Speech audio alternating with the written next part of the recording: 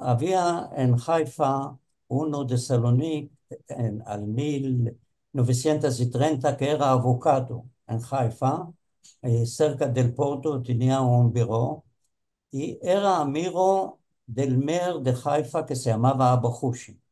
Y un día que estaban bebiendo café, le dijo a Abahushi que tiene dificultades con el puerto. La gente está viniendo y no hay abasto del trigo para que haya bastante pan.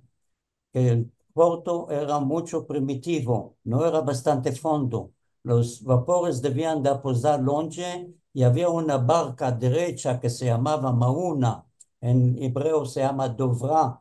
La trababan al lado del vapor.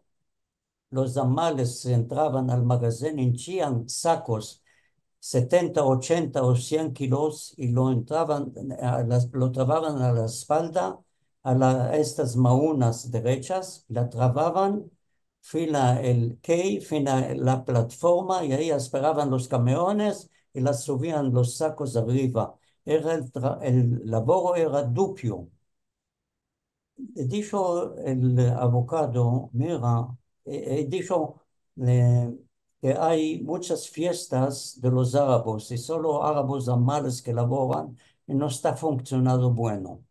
Bueno, le dijo el abogado, mira, te voy a dar un consejo bueno. Vate personalmente tú a Salonic, ahí hay un puerto muy desarrollado y vas a escoger los reyes, los vas a traer aquí y vas a adorar la situación del puerto.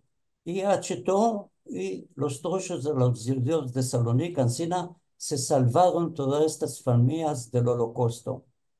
Vinieron en unas cuantas ondas y nos instalaron en Hova Shomer, en Haifa, y a poco se enderecharon, alquilaron casas. Era mucho pesado,